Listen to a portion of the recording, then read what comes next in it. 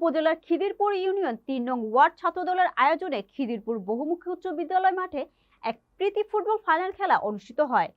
তীব্র প্রতিযোগিতাপূর্ণ খেলায় টাইগার ফুটবল একাদশ টাইব্রেকারে ৩-৪ গোলে লায়ন ফুটবল একাদশকে পরাজিত করে জয়লাভ করেন। মনোহরদী নিজস্ব প্রতিনিধি খন্দকার সেলিম রেজা আইটিভি বাংলাকে জানিয়েছেন, খেলায় প্রধান অতিথি হিসেবে উপস্থিত ছিলেন মনোহরদী উপজেলার বিএনপির আহ্বায়ক সদস্য ও মন্তলা সিনিয়র ফাজিল ডিগ্রি মাদ্রাসার অধ্যক্ষ মাওলানা বাকিউল ইসলাম বাকি। খিদিরপুর ইউনিয়ন যুবদলের সিনিয়র সহসভাপতি মোহাম্মদ ফজলুর রহমান ভূঁইয়ার সভাপতিত্বে উদ্বোধক হিসেবে উপস্থিত ছিলেন মনোহরদী উপজেলার যুবদলের আহ্বায়ক কমিটির সদস্য সাংবাদিক খন্দকার সেলিম রেজা। এ সময় খিদিরপুর ইউনিয়নের ২ নং ওয়ার্ড যুবদলের সভাপতি মোহাম্মদ আলী ভূঁইয়া, খেলার পৃষ্ঠপোষক খিদিরপুর ইউনিয়ন ছাত্রদল নেতা জুমারুল আলম নিলয়, ইউনিয়ন যুবদলের যুগ্ম সাধারণ সম্পাদক ফারুক মিয়া, গ্রামীণ ব্যাংক কর্মরত হৃদয় মিয়া সহ অন্যান্য নেতৃবৃন্দ উপস্থিত ছিলেন।